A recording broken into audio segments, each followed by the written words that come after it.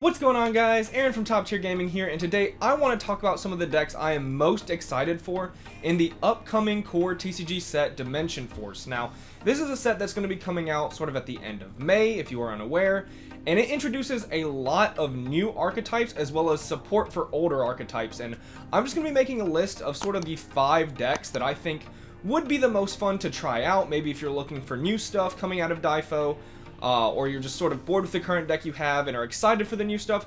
I want to talk about the 5 decks that I am going to have the most fun with, or at least I think I'm going to have the most fun with going into the new set, and just a lot of things I'm excited for when it comes to Dimension Force. Before we get into this video, I do want to let you guys know Discord link down below along with all of our other social media links, and also if you are enjoying the content here on the channel, be sure to like and subscribe.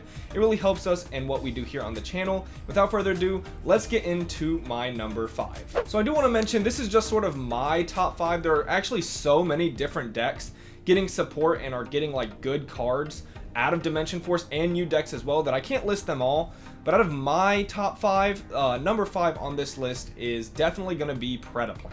Now, sort of the reason Predaplant is number 5 on this list is because I feel like it's never gotten to be a deck on its own, and I'm really excited to sort of see what the deck can do by itself. It's always been a very rogue strategy, and by very rogue I mean weak in rogue. Like, I wouldn't even consider it a rogue deck, maybe like table 800 something. Like it just never has been a deck on its own. It's had a couple of cool cards, and of course it has been an engine in other decks with Orpheus Scorpio, as well as Darlington Cobra, but that was always just fusion stuff with either instant fusion or something of that nature. I want to see what the deck can do, and most importantly, I think what I want to know is what it can do, especially if Verte Anaconda gets banned on the list. Now, I actually know the least about this deck on my list going forward, but I think that's part of the reason I'm so excited for it, is I'm going to be going in sort of blind into the strategy, and I know they got quite a few cards, and I know the support's really good from what I have seen. It actually takes it from not a deck to being a pretty good deck. Like, I think it's a competent rogue deck post Dimension Force, and I'm really excited for that because it hasn't had the chance to show what it can do as an archetype, and I think all this new support is definitely going to be a big boost to the deck. The next one on my list is actually going to be Pendulum. Now, I know when I say Pendulum it sounds like an entire game mechanic, but Pendulum has really just been like its own deck for a long time. All the Pendulum cards sort of work together quite nicely, and we just sort of call it Pendulum. But yeah, they're getting a lot of support. Now, there's multiple different ways to play it. There's like Servant of Endymion stuff, there's the Magician stuff, like there's quite a few different routes to play Pendulum, but they're getting a lot of support in sort of, you know, extra Pendulum being the biggest one. This is a deck I also have very little, you know, knowledge about going into it, but I know a card that lets you Pendulum summon a second time is quite good support, and also they have sort of their Electromite replacement, which is a very powerful card. I think her name is Beyond the Pendulum, and yeah, just this influx of support is really good for that sort of deck strategy as well. Just like, again, I just want to call it a mechanic, but it is sort of the deck as well. Yeah, I have very little experience with Pendulum overall. Like, back in the day, it was sort of that game mechanic a lot of people strayed away from when it was new, just because it was sort of, back in Master Rule 3, Pendulum was wild, right? So I haven't even played Pendulum since then, but I'm really excited to try the new support because they just have a lot of cool cards coming in, and it looks like it will be another really strong rogue deck. So yeah, I definitely think Pendulum deserve a spot on this, and I think that's one of the biggest things in Dimension Force is actually the Pendulum support. Now, number 3 on this list is actually going to be all of the Zombies World support. So Zombie and Zombie World got support very heavily in the set with quite a few new cards, but it's sort of just like extra support for a deck that I was already planning to play. Like, all the zombies got reprinted in Ghosts from the Past, or not like all the zombies, but the zombies that were really hard to obtain, like Baller Drak, Necroworld Banshee, they got reprinted in Ghosts from the Past, and that's really huge because I want to build that deck. I want to play it with the Eldritch engine, but you can also play it very combo based, and I think the deck's just very strong, and all this new support gives it an extra layer of like additional cards to play. Now, I don't know if the new support will be meta in all versions of zombies. Like, I don't know if it's just really good in the combo variant and not so good in the Eldritch variant, or, you know, vice versa, but there's a lot to explore with the Zombie World deck with the new support, and that's something I really like doing, is sort of tinkering with all the new cards and just sort of deciding what is going to be best in the deck. Now, The deck has a lot of great stuff going for it already with Zombie World, one of the craziest floodgate field spells that exists. And if you have watched this channel for any amount of time and seen a lot of my videos, you know that I am not a big fan of the Fluandereeze deck. You know, like, no hate to the Fluandereeze players, but that deck actually just makes me want to cry. Like, I do not like playing against Fluandereeze. And Zombie World absolutely shuts that deck down, which is another reason to play it, is it's really good against the Flunder matchup. So maybe you have too many Fluandereeze at your locals. Zombie World is actually a really good deck for you to try going into Dimension Force. Again, there's so many different ways to play zombies, which I really like, but I'm thinking about going for a more control Eldritch variant with it. But again, Ballardrock is such a crazy card, Necroworld Banshee being able to activate Zombie World, and all these new cards of support are very helpful for the deck. So I think Zombie World and, you know, just zombie strategies in general are going to be very good after Dimension Force. So number 2 on my list, and definitely getting up there close to number 1, is going to be Dinomorphia. So again, if you watch this channel for any amount of time, I've uploaded a couple of Dinomorphia deck profiles, or actually just one deck profile, but a couple games with it.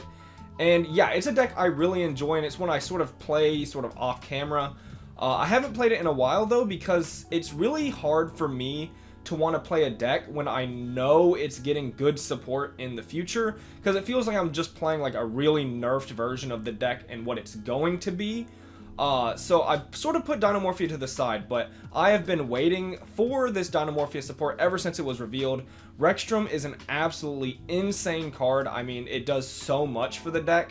First of all, they're getting a new fusion trap as well, which is huge because it means if one of them gets Ash Blossomed, you still have the second one, which is huge for the deck.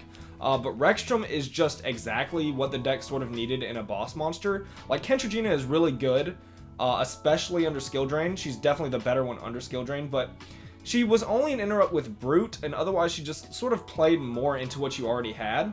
And that was really good. She definitely gave the deck more steam and a huge giant beat stick. But Rexstrom is like a floodgate. I mean, it essentially is a Mystic Mine that also lowers your opponent's attack, like their monster's attack, which is very good because you sometimes get very low on life points. But Rexstrom is also not only crazy for his floodgate effect that makes your opponent not be able to activate monster effects, but also the fact that when he dies, he can bring a level 6 or lower Dinomorphia from your grave back onto the field, which means if Kentragina dies, it brings back like a Theresia, and then Rexstrom dies, it brings back Kentragina. And this makes like even more of like just a resource loop in the deck. I already thought the deck was actually pretty strong for what it was, but definitely this is a huge boost for the deck going forward. It can also play branded stuff. I've been talking about more pure Dinomorphia because that's what I've been playing, but with the branded engine, it's seen some success even in the OCG as like a Dinomorphia branded deck. I'm thinking about playing it pure just because, you know, it's sort of what I've been playing, and I really like cards like Ferret Flames, and sort of how the deck played before. One of my favorite things about it that sets it apart from other trap decks for me is the fact that, you know, Dinomorphia Sonic exists, which is essentially a searchable counter trap that negates things like Evenly Match, Lightning Storm, Twin Twister, something a lot of trap decks like wish they had but didn't, and that's what really sets Dinomorphia apart for me. And the fact that you just summon a 4,000 beat stick under Skill Drain is pretty nice. And yeah, I'm really excited for Dinomorphia. I think it really is like a slept on strategy, even though it does see success a little bit now in the OCG with branded. I think people have been sleeping on it for a while, and I do think Dimension Force is a super huge boost in the Fusion Trap and Rexstrom. So Dinomorphia definitely really high on this list. But now getting into what card that I want, where I say one card, and it really could be the entire archetype, but for me it's very specifically for one deck. So getting into the thing I'm most excited for in Dimension Force is actually Therion King Regulus, but you could also say the Therions. I'm not really excited for the archetype in general, but I do think, as far as like making a list goes, that the Therions are a cool deck to try out. But the Therions to me are very similar kind of to Dragon Rulers, where they're good in their own deck, but they also support other types. Like, I know the plant one will be like a cool plant extender, and then Regulus, the one I'm specifically talking about, is super crazy in 2 decks, and that's one, ABC, which I'm not an avid ABC player, but I know it is really good in ABC if you are an ABC player and are excited to play ABC after Dimension Force. That makes a lot of sense. But for me, Earth Machine is definitely the deck I'm most excited to play after Dimension Force. It's definitely a long time favorite on this channel. I have many Earth Machine deck profiles, many combo videos. I only have one game on the channel with it, I'm pretty sure. But yeah, I absolutely love Earth Machine. I played it for so long, I mean like 4 straight months at locals. And the deck has done me very well. And Regulus was the exact support I think the deck needed. I actually made an entire discussion video on how I think Regulus is going to be in the Earth Machine deck really early on when it was first revealed. My opinions haven't changed too much about what I said in the discussion video, which was essentially like he makes the weaknesses of the deck a lot better, but he still accents some of the weaknesses the deck already had. Either way, I think this card is going to change Earth Machine forever for sure, and it is an incredibly powerful card in the deck, allowing you to much more easily play through things like Nibiru and Interruption on your Brutal Dozer, but also just ending your board with a negate is very powerful. Earth Machine didn't have access to that before. And you're giving a deck that was already like pretty good in the Rogue tier with a lot of just resource recursion, you're giving it something so much more powerful than it already had. Like, of course the deck's going to boost up a tier or two, depending on where you put it before, right? I just had like a tier list video where I actually think after Dimension Force, Earth Machine could easily be a tier 1 deck. Now, it depends how much of the player base actually decides to pick it up. It's already winning regionals now, just in a different form with Gozens and Rivalry, sort of the more Machina Earth Machine strategy. But yeah, I am super excited to play Earth Machine after Dimension Force, and I think it will be a cool deck for you guys to try out as well. And yeah, that is going to wrap it up for this video. I hope you guys did enjoy. If you did, leave a like, subscribe, leave down in the comments below what decks you guys are most excited for after Dimension Force. There's just so many things coming out in this set. I mean, like, there's Ice Jade support, there's Odd Eye support, which I know I said Pendulum, but I feel like the Odd Eye support is different from what I was saying. Maybe it's not, but they're not two separate decks. I'm going off on a tangent here, okay? But if you enjoyed the video, like and subscribe. This has been Aaron from Top Tier Gaming. Bye, YouTube.